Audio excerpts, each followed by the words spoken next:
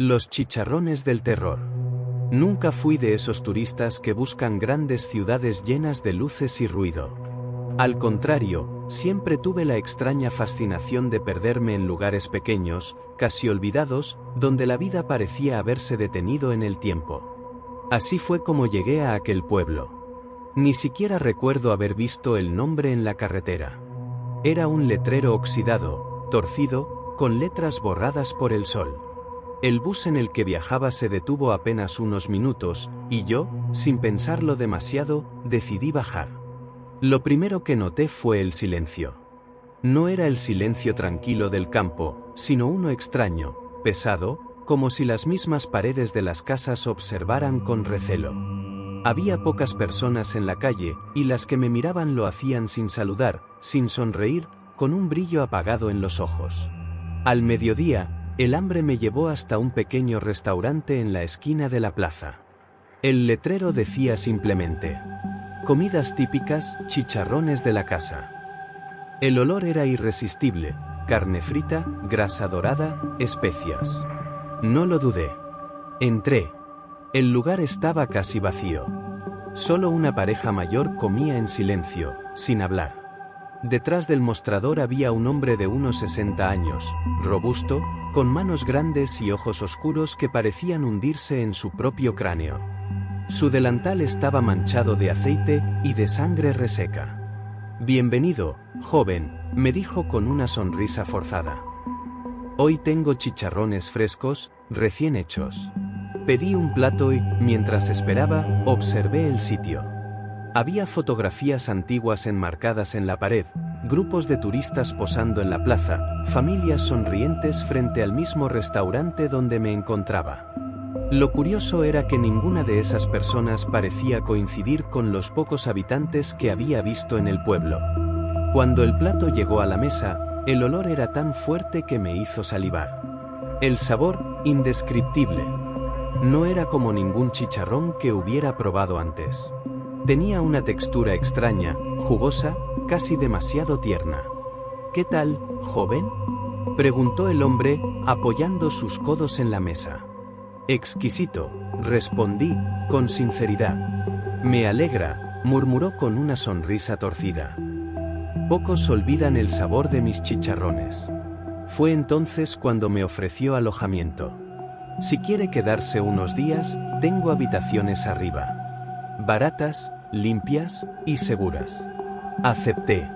No había hoteles en el pueblo, y la idea de explorar ese lugar apartado me entusiasmaba. No sabía que esa decisión casi me costaría la vida. Esa noche me costaba dormir. Escuchaba ruidos provenientes de la planta baja, cuchillos chocando, un hacha contra una tabla, pasos arrastrados. Supuse que el hombre trabajaba hasta tarde, preparando la carne del día siguiente. Cerca de la medianoche oí la campanilla de la puerta de entrada.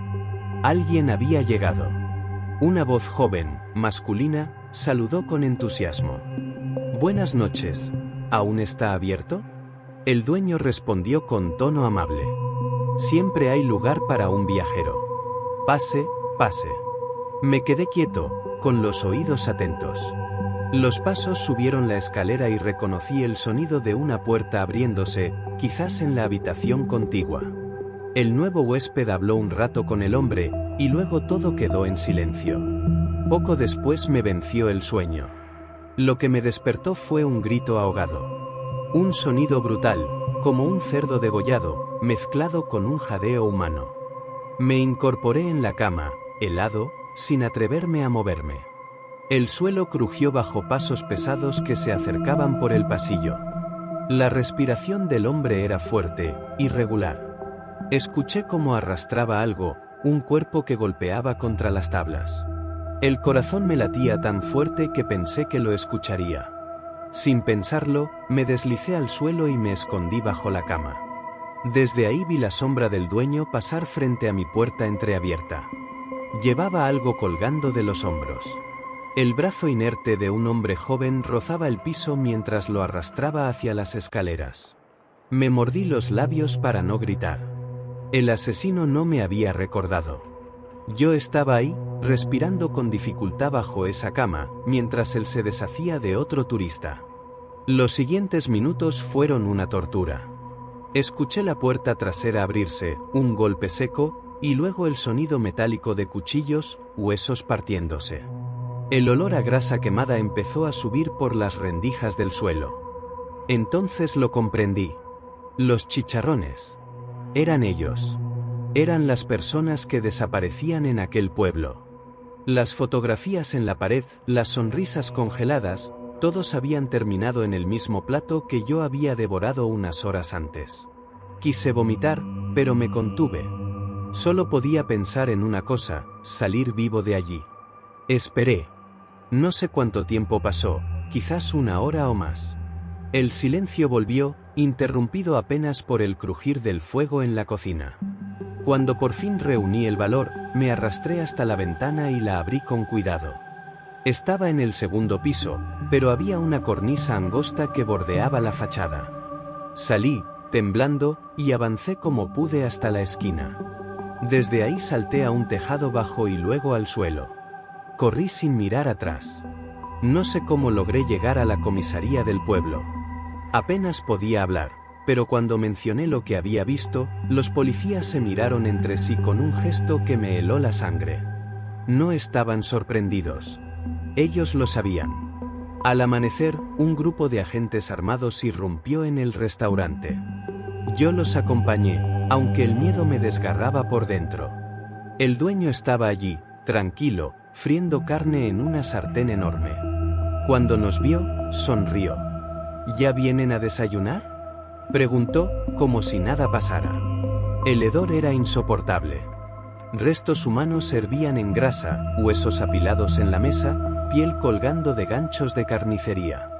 En el sótano encontraron decenas de pertenencias de turistas, cámaras, mochilas, ropa. Años, murmuró uno de los agentes, con voz quebrada. Años desapareciendo personas y nadie hacía nada. El hombre no opuso resistencia. Caminó esposado, sonriendo con esa calma enfermiza que me perseguirá hasta el fin de mis días. Yo me salvé porque olvidó que estaba ahí. Por un descuido, por pura suerte. Pero nunca olvidaré el sabor de aquellos chicharrones. Nunca. Lo que vino después fue aún peor. Los pobladores no reaccionaron como esperaba. Nadie gritó, nadie lloró. Solo observaron en silencio, con los ojos clavados en mí. Una mujer me susurró al oído. ¿Debiste quedarte callado? Ese lugar no era para ti. Ahora no vas a poder irte. El asesino confesó durante el interrogatorio. Se rió mientras contaba que había matado a decenas. Que lo hacía porque en el pueblo había hambre, porque nadie reclamaría a los viajeros, porque todos sabían y todos habían comido. Esa misma madrugada, lo encontraron degollado en su celda. Oficialmente dijeron que trató de escapar, pero todos sabíamos que fue el pueblo. Querían callarlo. Querían que la verdad muriera con él. Al amanecer me sacaron escoltado en un vehículo. Los habitantes estaban en la plaza, mirándome en silencio. No había odio en sus ojos. Había algo peor, espera. Uno de los policías me dijo en voz baja. No vuelvas nunca. Si hablas demasiado, si cuentas lo que realmente pasó, no importa dónde estés, ellos te van a encontrar. Han pasado años desde aquel día, y todavía sueño con el sonido de los cuchillos, con la grasa hirviendo, con el brazo inerte de aquel turista rozando el suelo. Los doctores dicen que tengo estrés postraumático. Que lo que viví me marcó demasiado. Y tienen razón, no puedo entrar a un restaurante sin sentir que alguien me observa desde la cocina. El olor de la carne frita me provoca vómitos. Pero lo peor no son los recuerdos. Lo peor son las cartas. A veces encuentro sobres en mi puerta. Sin remitente. Dentro, una hoja en blanco, manchada de grasa. Hace unos días recibí uno diferente. Dentro había una fotografía, yo, sentado en mi propia sala, leyendo un libro. La foto había sido tomada desde afuera, a través de la ventana. En el reverso, con letra temblorosa, decía: No olvidamos. Nunca olvidamos. El sabor del pueblo sigue vivo. Y entonces entendí lo que el anciano me dijo aquella vez en la plaza. Siempre viene otro. El asesino no fue el primero. Y tampoco será el último.